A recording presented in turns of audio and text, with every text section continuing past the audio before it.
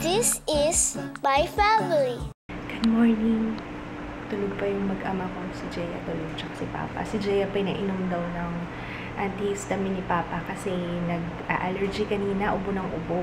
Tapos sumuka pa siya. Ayan, I'm gonna drink.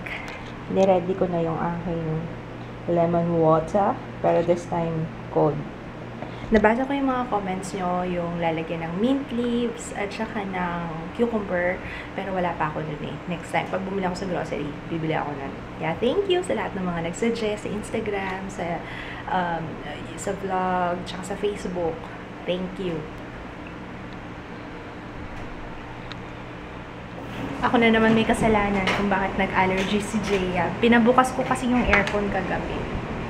Sorry. Ang init kasi kagabi eh. Ayaw, painit na init kasi ako. Ayun, tapos hanggang ngayon tulog pa rin siya. Ayaw pa gumising. Binigyan kasi ni Papa ng antihistamine. Ang haba ng vlog kahapon pa. Ang haba ng vlog kahapon yung nag-date silang dalawa sa Manila Zoo. Ayun, ine-export ko na for uploading. And we're gonna eat our breakfast. Nagsangag lang ako. Tapos yung binili kong bologna. Bologna daw ito pa eh. Bologna. Oo nga eh. Alam mo naman iba ang pronunciation sa Pilipinas. Iba sa ibang bansa eh. Sa hangin ano? Hi babe. Sorry ah. Si mama may kasalanan na naman ng allergy mo. Eh nag-aircon tayo kagabi. Sorry. Ayun, anyway, nakapasok na si kids. Alam nyo ba, ang gloomy ng panahon ngayon, tsaka ang maulan. Nakakatamad kumilos, pero marami akong tatapusing editing eh. Tapos, ayan na yung langaw. Hinintay ko tong langaw na to eh. Yun lang ang pangit kapag nakabukas yung pintuan namin. Kasabay nung hangin na pumapasok yung langaw. Pero in fairness naman dito sa condo, mabilis silang magtanggal ng basura. On time naman lagi. Yun lang, talagang yung langaw, hindi makontrol. Talagang laging may langaw dito. Yes. Sige, you watch movie. Kagabi, nanood kami ng movie, yung How to Train Your Dragon 2. Ang ganda, ang ganda-ganda. Naiyak nga ako eh. Lahat naman iniyak ko. Pati yung nanood kami last night din ng The Fault in Our Stars. Isa lang masasabi ko dun sa movie na yon. Tapos kung manood, parang ayoko nang mabuhay. Bakit ang lungkot-lungkot ng movie na yun? Nakakainis. Na-depress ako kagabi. Nakaka-depress. Muna ako manonood ng mga drama. Ayoko nanonood ng ganun kasi mabilis akong mabilis akong madala sa pinapanood ko. Tapos sabi nga namin ni Papa, incest. Kasi yung magkapatid sa Divergent, sila yung magka-love team dun sa The Fault in Our Stars. Ayun. Ang gagawin ko ngayon, before ako mag-edit, inaantok ako. Pero pipigilan ko tong antok na to. Before ako mag-edit, maghuhugas ako ng pinggan. Tapos maglalaba. How to Train Your Dragon. Again, part 2. Bukas ulit yan. Pustahan tayo. Brown out. Hindi ka kita, wait lang. Brown out na eh. Ha? So, this is the life. This is our life. Brown out eh. Kulot ako. Sumigaw yung nasa baba eh. Di ba ingay nila? Dahil brown out at nag-anxiety attack si Jaya pag madilim. Ayan, maglalaro kami ng Scrabble. Nakikita kaya? Saan na nakikita? Ayan, maglalaro kami Scrabble.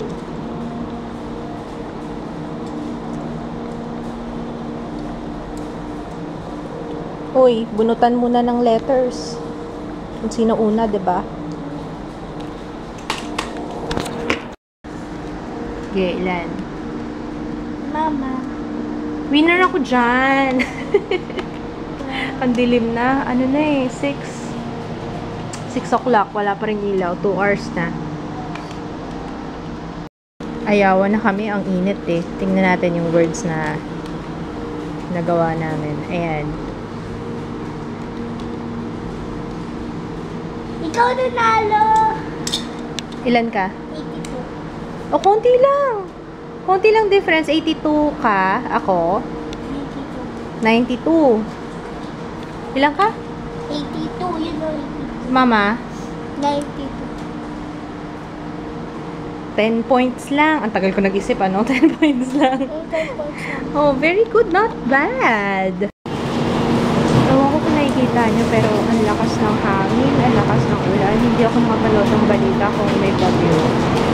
Pero nakakatakot. Parang ganito rin yung time dati ng Ondoy. September din yun eh. Huwag naman sana. Pero, lakas ng hangin sa baba. Grabe.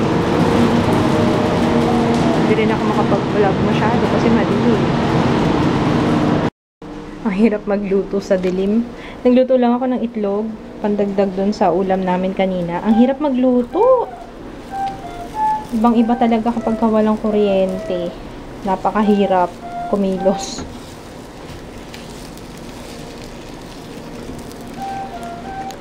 Wow, dinner. Candlelight dinner prepared by Jaya. Kaso, ang dami mo nang pinapak dito sa ulam. Ikaw naligo pa kasi ako. Ano na tayo? Anong panoorin natin? Bruce Almighty. Bruce Almighty? Okay, sige. Kain tayo. Pasensya na, madilim. Joke ko. Ano yung joke? Selfie with the fish. Selfish. Sana nakikita nyo, pero naglinis ako. Sana nakikita nyo. Ayan. Nag-wash ako ng brushes. Naglaba. AKA naglaba. Ayan o. Sayang kasi yung sayang yung oras. Wala akong magawa kanina. Sabi ko, mag-wash nga ako. Para kahit papano naman. Ayan. Nilinis ko lahat.